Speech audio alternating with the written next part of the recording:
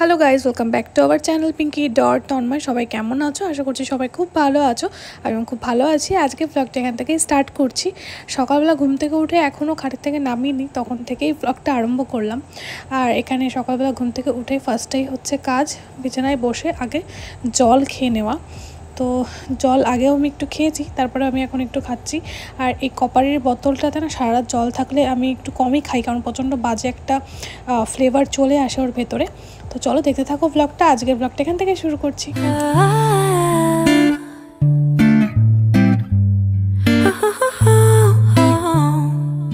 তারপর সকালবেলা উঠে ড্রাই ফ্রুটস আর ডিম সেদ্ধ করে রেখেছিল মা, সব রেডি করে সেগুলো খেলাম। দিয়ে মেডিসিনগুলো নিলাম, সকালের যে মেডিসিনগুলো আছে আমার। তারপর একবারে স্নান ধান করে এসে গেছি ঘরে। তো কটা জামা কাপড় রাখা ছিল, সেই জামা কাপড়গুলো একটু ভাঁজ করে রাখছিলাম। তো সেটা আবার দিদি একটু ভিডিও করে নিয়েছে। এই ঘরে আলনাটা পুরো ভরে গেছে, ওই ঘরে মা নিয়ে যাবে। ওই ঘরটাতে বেশি একটা যাওয়া হয় না, তো ওই জন্য এখানেই সব চাপা পড়ে গেছে। দিয়ে মা রান্নাবান্না সব শুরু করে দিয়েছে, এখানে কাটাকুটি করছে। মায়েরও সকাল সকাল স্নান দান সব কমপ্লিট হয়ে গেছে। দেখো কি কি রান্না করেছে, এখানে পাট শাক, কুলেখাড়া শাক ভাজা, এখানে আরও কি কি রান্না হবে, কচুরলতি ভাজা, মাছের তরকারি। আর তোমাদেরকে লাস্টে দেখাচ্ছি। এখন মা মাছগুলো ধুয়ে নিচ্ছে। আর কিছু মাছ ছিল, সেগুলো জলে চুবিয়ে রাখা হলো, মানে যাতে জ্যান্ত থাকে ওগুলো।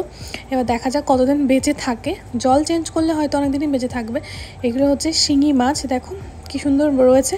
কিন্তু আমাদের বাড়িতে বিড়াল আছে, তো ওই জন্য একটু সাবধানে রাখতে হবে। যদিও মনে হয় না বিড়াল বালতির থেকে বার করতে পারবে। আর ওরা রেগুলার আমাদের বাড়িতে রাতে থাকে না, মানে মাঝে মাঝে থাকে, মাঝে মাঝে কোথায় চলে যায় জানি না। সারা দিনটাও দেখতে পাই না, মাঝে মাঝে এরকমটাই হয়। তো তারপরে দেখলাম যে মা মাছের টক বানাচ্ছে, শোল মাছের টক। তো এই মাছের টকটা আমি বেশ ভালো বানাতে পারি।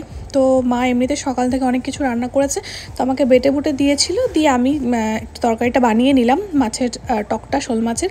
তো শোল মাছের টক আমাদের বাড়িতে সবাই খুব ভালো খায়, কিন্তু একটু বেশি গরম পড়লে বেশি ভালো লাগে। এখন বৃষ্টি হয়েছে, মোটামুটি ওয়েদারটা ঠান্ডা করে আসলাম। আর এর মধ্যেই মার এত কিছু রান্না করা কমপ্লিট। আর আজকেও মনে হচ্ছে কালকের মতন বৃষ্টি হবে, বলো মা? কিন্তু কালকে বৃষ্টি হয়ে কোনো ঠান্ডা হয়নি। আজকে যদি বৃষ্টি হয় একটু ঠান্ডা হয়, দেখা যাক কী হয়। এখন বলতে বলতে বৃষ্টি আরম্ভ হয়ে গেছে। আর ওরা তো দেখো কী করছে।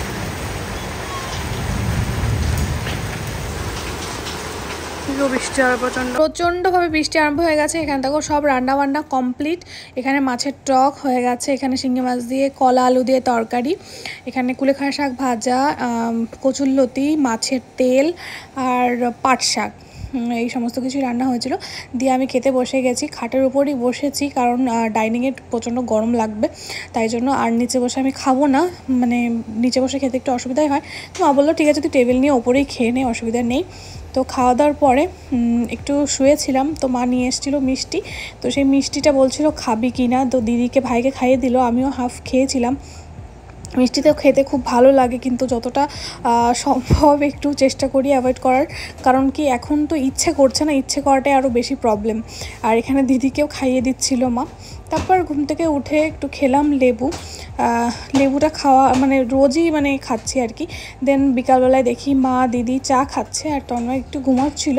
তো ঘুম থেকে উঠে ও একটু চা খেলো। তারপর সবাই একটু নিজের কাজে বেরোলো, মানে মা আর তন্ময় গেছিলো একটা কাজে, হলদিপাড়ার দিকে দুধ আনতে গেছিলো। তারপর মা ভাই হয়তো একটু ঘুরতে গেছিলো, আমি আর দিদি বাইরে হাঁটছিলাম। তো এখানে দেখো আম গাছটা খুব সুন্দর হয়ে গেছে। আর বৃষ্টি হয়েছে, কিন্তু জল সেরকমভাবে বেঁধে নেই আসলে, এতটা গরম না, সব শুষেই নিয়েছে। দিয়ে দেখি ভাই আসার সময় নিয়ে আসছে ফুচকা। তো ফুচকা, আমি জল ফুচকাটা খাইনি, এখানে চাটনি ফুচকাটা খেয়েছিলাম ওখান থেকে 3টে। আর দিদি আর ভাই খেয়েছিল, ভীষণ টেস্টি ছিল চাটনি ফুচকাটা। বাট লোভ কন্ট্রোল করেছিলাম, বেশি তো খাওয়া যাবে না, বাট আমার মনে হয় ইচ্ছে হলে খাওয়াই যায় কিছু, মানে কম করে, তাতে কোনোই সমস্যা এখনও অবধি আমার হচ্ছে না।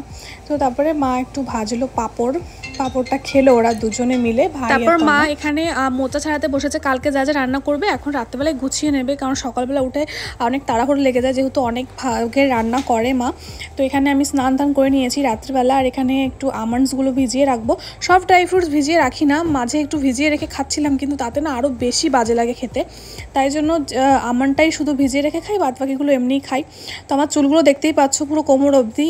এর আগের বার বাড়িতে এসেছিলাম তখন তো জানতাম না যে প্রেগনেন্ট মানে তখন অলরেডি ছিলাম, তো সেটা জানতাম না বলে মা চুল কেটে দিয়েছিল। অজান্তে কাটলে কিছু হয় না, কিন্তু এখন জেনে গেছি আর চুল কাটতে পারবো না। আগে থেকে জানলে চুলটা কেটে অনেকটাই ছোট করে নিতাম, কারণ চুল ম্যানেজ করা প্রচুর সমস্যা। এখানে আমার সমস্ত ওষুধগুলো এখন এই ঝুড়ির ভেতরেই রাখা থাকে।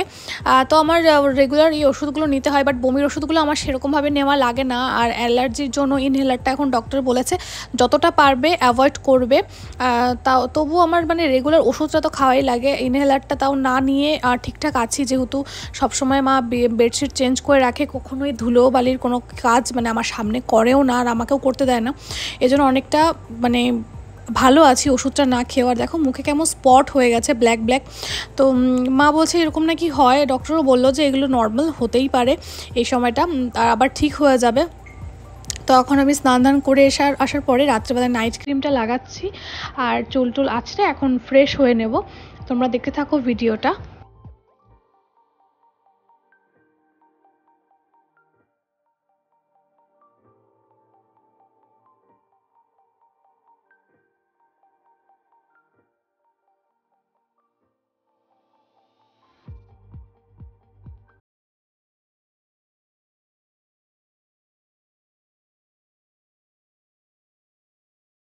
তো বন্ধুরা, আমি আগের দিন যেই প্রেগনেন্সি অ্যানাউন্সমেন্ট ভিডিওটা করেছি সেটাতে তোমাদের ভালোবাসা দেখে সত্যি আমার ভীষণ ভালো লেগেছে।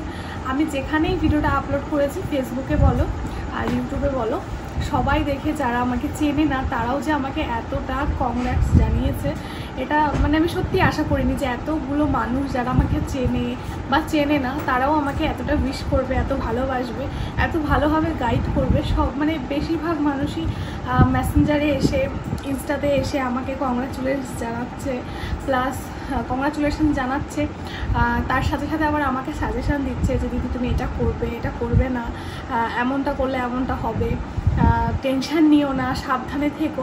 আসলে শুধু নিজের মানুষ বলে নয়, কিছু মানুষ আছে যাদের কাছ থেকে না, যারা কোনো স্বার্থ দিয়ে ভালোবাসে না। দেখো কত মানুষকে আমি চিনিই না, তাদের কোনো প্রয়োজনই পড়ে না আমাকে মেসেজ করার, এতটা সময় ওয়েস্ট করার, কিন্তু এতগুলো টাইম ধরে তারা যে বসে ভিডিওটা দেখে যাবার টাইপিং করে আমাকে কিছু লিখছে, এটা কিন্তু অনেক বড় একটা ব্যাপার আমার কাছে অন্তত।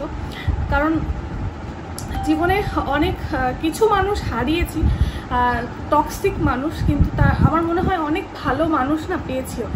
আর এটাই বলবো যে অনেক অনেক ধন্যবাদ আমাকে এত ভালোবাসার জন্য, এতটা পাশে দাঁড়ানোর জন্য। আমার সত্যি আমি ভীষণ ব্লেসড যে তোমাদের মতন মানুষ আমাকে চেনো না তবু আমাকে এতটা ভালোবাসো। তো আমার পাশে সবসময় এরকমভাবে থেকো। আমি চেষ্টা করছি যে যতটুকু পেরেছি আমি আমার হোয়াটসঅ্যাপ কন্ট্যাক্টে, তো সবাই আমাকে ধরো চেনে, মানে 100%-এর মধ্যে 70% মানুষ তো আমাকে চেনে, বাদ বাকি যারা চেনে না, যারা অপরিচিত, তাদের এই ভালোবাসা দেখে আমার বেশি ভালো লেগেছে যে সত্যি এরকম মানুষ, এখনও ভালো মানুষ আছে পৃথিবীতে। আর তাদের যে উইশগুলো আমি চেষ্টা করবো তোমাদের সাথে একটু শেয়ার করার। আমার এই ভিডিওগুলো দেওয়ার একটাই কারণ, আদিক্ষেতে ভাবতে পারে অনেকে, বাট এই ভিডিওগুলো কি বলো তো, এই মেসেজগুলো হয়তো কোনো এক সময় ডিলিট হয়ে যাবে, কারণ ফেসবুক মেসেঞ্জার যদি আমি ডিলিট করে দিই বা যদি ওই চ্যাটিংগুলো ধরে ধরে কখনো ডিলিট হয়ে যাবে, আমার এই ফেসবুক অ্যাকাউন্টটা চলে যায়, তো থাকবে না আর এগুলো। ইনস্টাগ্রাম অ্যাকাউন্ট কোনোদিন যদি না থাকে, তো এইগুলো যদি আমি এই ক্লিপগুলো যদি রেখে দিই না ইউটিউবে, তো এই ভিডিওগুলো আমার থেকে যাবে, আর এটা আমি সারা জীবন দেখতে পারবো। আর আমার কুচকোটা যখন আসবে, ও তো এক সময় বড় হবে, তখন যদি মানে ভগবানের আশীর্বাদে ইউটিউব থাকে, তো দেখতে পারবে যে ওর জন্য কতগুলো মানুষ আমাকে উইশ করেছিল, কত ভালোবাসা দিয়েছিল। আসলে ভিডিও করার এই একটা মাত্র লক্ষ্য, হয়তো মানে সবার মতন তো অত ভিউ হয় না, আর হবে কিনা সেটাও আমি জানি না, তবে একটাই কি এই জিনিসগুলো তো থাকবে স্মৃতি হয়ে না, পরবর্তীতে দেখতে পারবো। যেমন আমি আরও 2 বছর আগে যে ভিডিওগুলো আপলোড করেছিলাম, সেগুলো মাঝে মাঝে দেখি নিজেরই ভালো লাগে যে এই স্মৃতিগুলো কিন্তু অনেক সময় আমরা অনেক কিছু ভুলে যাই, কিন্তু ভিডিওর মাধ্যমে অনেক কিছু থেকে যায়, আর দেখার পরে আবার সেগুলো আমাদের রিমাইন্ডার আসে যে হ্যাঁ, যেরকম আমাদের গুগল ফটোস যেরকম আমাদের রিমাইন্ডার দেয় না, সেরকম ভিডিওগুলো দেখলে আমাদের সেই পুরনো স্মৃতিগুলো মনে পড়ে যায়। তাই ভিডিওগুলো করা আর রাখা এই কারণগুলোর জন্য, এই জন্যই মেনলি ইউটিউবে বলতে আসা, যাতে এই জার্নিটা আমার পুরোপুরি স্মৃতি হয়ে থাকে, আর তোমাদের ভালোবাসাগুলো যাতে স্মৃতি হয়ে থাকে। প্রতিটা কমেন্ট, প্রতিটা ভিডিও, প্রতিটা মুহূর্ত যেন আমি ক্যামেরা বন্দি করে রাখতে পারি, এটাই চাই। তো এটাই বলার ছিল। তো তোমরা সবাই আমার পাশে থেকে ওইভাবে আমাকে সাপোর্ট করো, ভালোবেসো। সত্যি আমি আমার তোমাদেরকে মানে দেওয়ার মতন ভালোবাসা বা আর এই ভিডিও ছাড়া আর কিছু নেই। তো চলো তোমরা ব্লগটা দেখতে থাকো, আমি আস্তে আস্তে দেখাচ্ছি সবাইকে যে কতগুলো মানুষ আমাকে উইশ করেছে। তো এখানে প্রচুর মানুষ আমাকে উইশ করেছিল, আমি সবার হয়তো উইশের হয়তো রেসপন্সও করতে পারিনি কিছু কিছু মানুষের, বাট এতগুলো মানুষ আমাকে ভালোবাসে এটা দেখে সত্যি আমার কাছে কি বলবো, আমার কোনো ভাষা নেই কিছু বলার। তাই জন্য আমি চেয়েছিলাম যে এই সমস্ত জিনিসগুলো আমার কাছে থাকুক সারা জীবন স্মৃতি হয়ে। আর এখনও প্রচুর মানুষ এখনও আমাকে উইশ করে যাচ্ছে, এখনও যারা নতুনভাবে দেখছে ভিডিওগুলো তারা উইশ করছে, কন্টিনিউ তো মেসেজ আসতেই থাকছে। কম করে 600-700 মানুষের উইশ তো পেয়েই গেছি। সমস্তটা আর ভিডিওতে তো তুলে ধরা সম্ভব না, সমস্তটা তো পাওয়াও সম্ভব না। এভাবে যতটা পেরেছি তোমাদেরকে মানে দেখানোর চেষ্টা করছি। অনেকে নিজেদের স্টেটাসে দিয়েছে আমার ছবি। আসলে এই ছোট ছোট জিনিসগুলো না ভীষণ ভালো লাগে, ভীষণ মানে খুশি হয় নিজের থেকে মনে। আসলে কি বলো তো, এরা আমাকে চেনে না প্রায়, মানে এখান থেকে তো অর্ধেক মানুষই আমাকে চেনে না, তবে তারা যে এতটা ভালোবাসা দিয়েছে আমাকে, এত মানে উইশ করেছে, এটা আমার কাছে অনেক অনেক ভালো লেগেছে। আর তোমরা যেভাবে আমার পাশে রয়েছো, আশা করছি এরকমভাবে ভবিষ্যতেও আমার পাশে থাকবে। তো তোমরা দেখো যে কতগুলো মানুষ আমাকে এভাবে উইশ করেছে।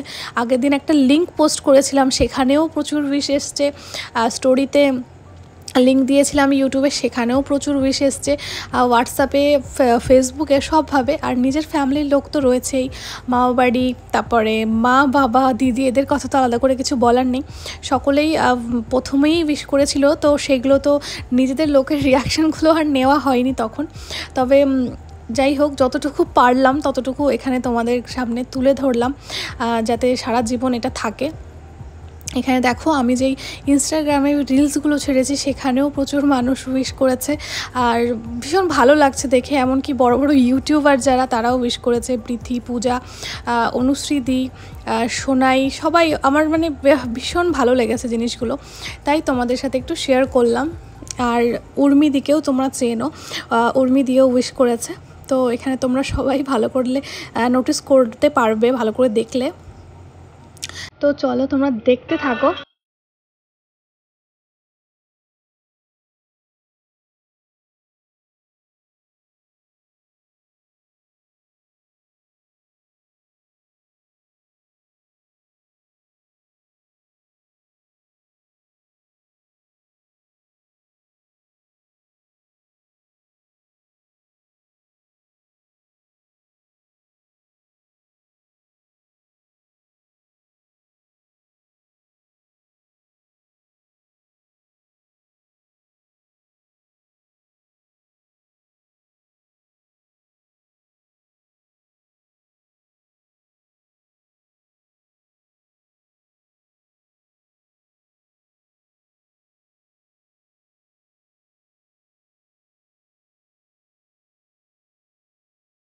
তো এই জিনিসগুলো আমার ফোনের সাথে সাথে আমার মনের ভেতরে সারা জীবন বন্দি থাকবে, কারণ তোমরা সবাই জানো এই মুহূর্তটাতে না সব ভালো ব্যবহার, খারাপ ব্যবহার, ভালো কিছু, খারাপ কিছু সবই মনে থাকে। তো আমারও সব কিছুই মনে থাকবে। তোমাদের ভালোবাসাটাও অনেক মানে আনন্দিত করেছে আমাকে। তো তারপরে এখন দেখো তোমার দাদাভাই কি একটা করছিল কাজ, দেন দিদি রাত্রে ডিনারটা বাড়ছিল, বিরিয়ানি খাওয়া হয়েছিল রাতে, আর তারপরে বানিয়েছিল ও রায়তা। কারণ বিরিয়ানি খাওয়ার পরে রায়তাটা না খেলে না মানে ভালো লাগে না, যে কোনো একটু রিচ খাবার খেলে। দেন আমাকে আমার ভাই রাতের আমাকে ওষুধ বার করে দিচ্ছে, ওই প্রায় সময় বার করে দেয়। দিয়ে তোমার দাদাভাই কালকে চলে যাবে, তো বেশ মন খারাপ করছিল, দিয়ে আমার পাশে এসে আমার পেটে হাত বুলিয়ে দিচ্ছিল। দিদি সেটা ভিডিও করে নিয়েছে, এটা আমার অজান্তেই করা ভিডিওটা, বাট এটাও আমি রেখে দেবো, কারণ এটাও আমার কাছে অনেক বেশি স্পেশাল মোমেন্ট। তো তারপরে এখন ঘুমিয়ে পড়বো। টাটা, গুড নাইট সবাইকে, দেখা হবে নেক্সট ব্লগে। তো না।